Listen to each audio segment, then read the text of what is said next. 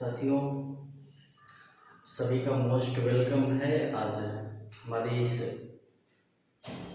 रणनीति की श्रृंखला में जो हम लोगों ने बात किया इससे पहले कि 2025 का जो प्रीलिम्स का पेपर हुआ है जीएस की, उसमें हम लोगों ने बातचीत चालू किया था। अभी 3-4 वीडियो हुए हैं, उसी सीरीज में ये वीडियो है। तो आज का जो वीडियो है साथियों, ये आपका पर्यावरण पे है। यानी कि हम आज ये स्पेशली देखेंगे कि हमारे जो पर्यावरण का जो सेक्शन है उस सेक्शन से कितनी गहराई तक क्वेश्चन पूछे गए हैं और उनका एरिया क्या रहा है। हम लोग आज स्पेशली इसी पे बात करेंगे। चलिए, तो आप सभी का बहुत बहुत स्वागत है। हम लोग आज शुरू करते हैं अपना जो टारगेट है। तो इससे पहले हम अभी कल की वीडियो में बात किए थे जियोग्राफी पे। हम लोग ज्योग्राफी पे बात किए थे। अभी आज हम पर्यावरण पे बात कर रहे हैं। ये स्पेशली ये होगा कि कहाँ कहाँ से क्वेश्चन पूछे गए हैं और उनका नेचर क्या रहा है पूछने का, कितनी गहराई तक पूछे गए हैं या सतही तौर पे पूछे गए हैं। हम लोग जब पढ़ते हैं तो कभी कभी ऐसा होता है कि बहुत गहराई तक चले जाते हैं, कभी कभी सामान्य चीज़ों को छोड़ देते हैं या उस पर बार बार रिवाइज नहीं कर पाते हैं। और जब पेपर होता है तो हम लोग जब पेपर में बैठते हैं तो देखते हैं सामान्य से सारी चीज़ें पूछी जाती हैं। और ऐसा नहीं है कि हमारे दिमाग में होता नहीं है, वो टॉपिक तो होता है जो पूछता है। आप अक्सर एग्जाम में बैठते होंगे, देखते होंगे, जो पूछा जाता है वो कहीं ना कहीं आप पढ़े होते हैं। बस कमी रहती है ये कि उसको रिवाइज करने का। आप कंफ्यूज से रहते हैं उनके विकल्पों पे। जो विकल्प दिया होता है उनमें आप कंफ्यूज होते हैं और जो टॉपिक होता है, जो पूछने का जो प्रश्न होता है उससे आप परिचित होते हैं। आप कंफ्यूजन में आप गलत कर जाते हैं। तो हमें लगता है कि जब हम लोग इन सीरीज को कंप्लीट कर लेंगे तो एक ओवरऑल आइडिया लगेगा कि हम किसी टॉपिक को पढ़ेंगे तो फिल्म्स के हिसाब से कितना गहराई तक जाके पढ़ेंगे और उनका नोट्स हम लोग कैसे बनाएंगे। अभी हम लोग इसके बाद ये सीरीज खत्म होगी तो नोट्स के बारे में बात करेंगे और 60 नोट यानी कि प्रीलिम्स के पॉइंट ऑफ व्यू से हम लोग पूरा का पूरा हर सब्जेक्ट का एक नोट्स बनाएंगे, वो आपके बीच में शेयर भी होगा। चलिए, ये पहला प्रश्न रहा आपका, सस्टेनेबल डेवलपमेंट गोल। इसकी एक रिपोर्ट आती है। ये पूछता है कि रिपोर्ट कौन जारी करता है, बस। या कभी कभी एसडीजी में आपका किसी स्टेट की रैंक पूछ लेगा। जैसे आप यूपी से हैं तो हो सकता है कि आप यूपी पूछ ले, ज्यादातर संभावना होती है। जिस राज्य में परीक्षा होती है उसी के बारे में पूछता है कि इनकी एसडीजी रिपोर्ट पे क्या रैंक रही है। एसडीजी रिपोर्ट या डीजी रिपोर्ट में राज्यों का 3-4 बना के दे देगा कि किसकी रिपोर्ट किस नंबर पे है। अगर नंबर दे देगा, राज्य दे देगा। तो उतनी गहराई तक मुझे लगता है कि नहीं जाने की जरूरत है। लेकिन हाँ, कभी कभी पूछता है तो जिस स्टेट में हो उसकी रैंक पता होनी चाहिए और ये जारी कौन करता है ये पता होना चाहिए।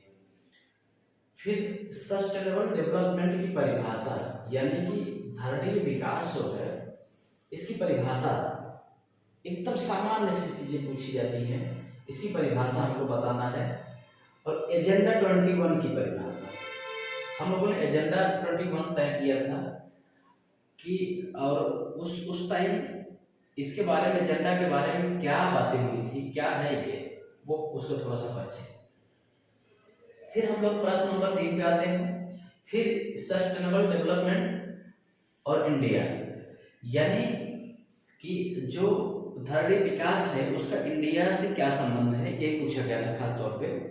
यानी कि इसमें पूछा गया कि इंडिया का जो विकास है वो इससे क्या संबंध है, इंडिया के विकास से और सस्टेनेबल डेवलपमेंट से क्या संबंध है। यानी कि ये अगर इंडिया का विकास होगा तो क्या ये प्रभावित होगा, अगर नहीं होगा तो क्या ये प्रभावित होगा, ये हमको जानना है।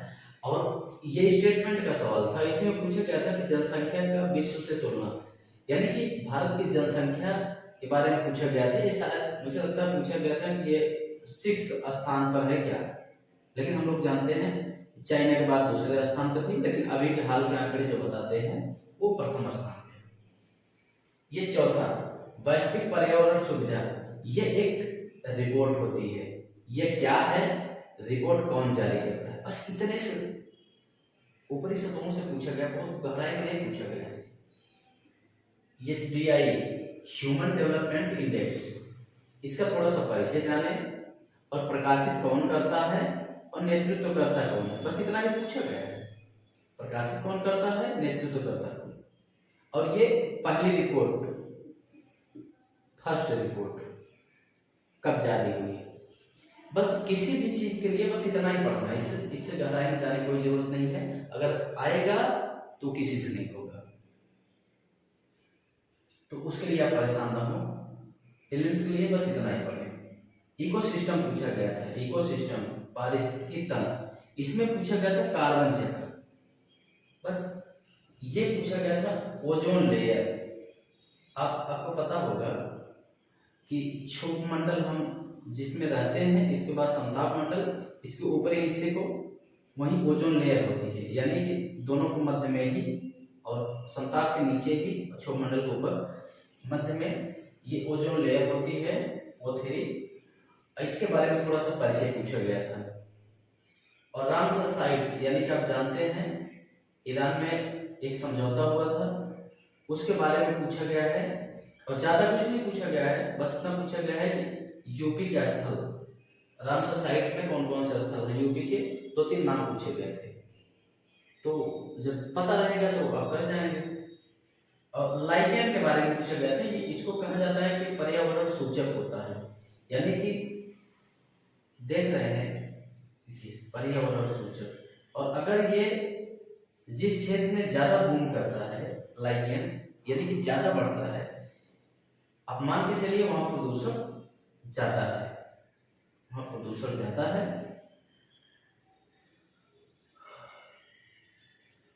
और मिष्टी के बारे में पूछा गया था, एक योजना थी, ये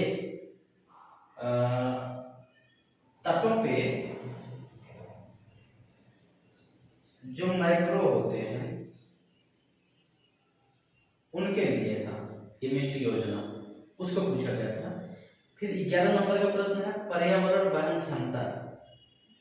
इसमें क्या पूछा गया था कि यानी कि संसाधन का जितना निष्कर्षण होता है, क्या उतना सृजन होता है, दोनों में क्या संबंध है। अगर ज्यादा निष्कर्षण होता है और सृजन कम होता है तो क्या समस्याएं आ सकती हैं, या सृजन ज्यादा होता है और निष्कर्षण कम होता है तो क्या समस्याएं या क्या फायदे होते हैं। अपशिष्ट उत्पादन पर्यावरण क्षमता के अनुकूल होना चाहिए क्या, ये पूछा गया था। जो अपशिष्ट का हम लोग उत्पादन करते हैं वो क्या पर्यावरण के अनुकूल होना चाहिए कि प्रतिकूल होना चाहिए, इसी चीज को हमको बताना था। ये सामान्य सा क्वेश्चन था। वन्य जीव अभ्यारण्य था और राज्य था, यानी कि 2-3-4 वन्य जीव अभ्यारण्य पूछे गए थे और किस राज्य में उनकी स्थिति है।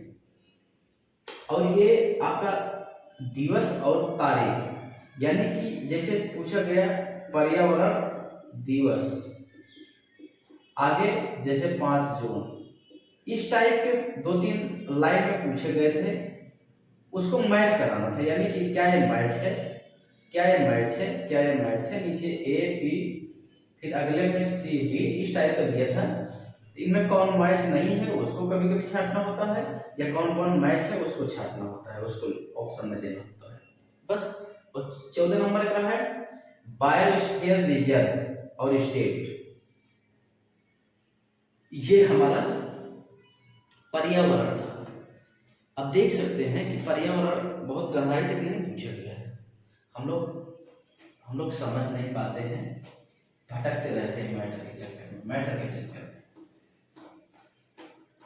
जो कि आपके पास पर्याप्त मैटर होते हैं, ऐसा नहीं है कि आपके पास मैटर नहीं होता, उस चीज को आप रिवाइज नहीं करते हैं, उस पर विश्वास नहीं करते हैं, इसलिए समस्याएं आती हैं जब आप एग्जाम हॉल में बैठते हैं।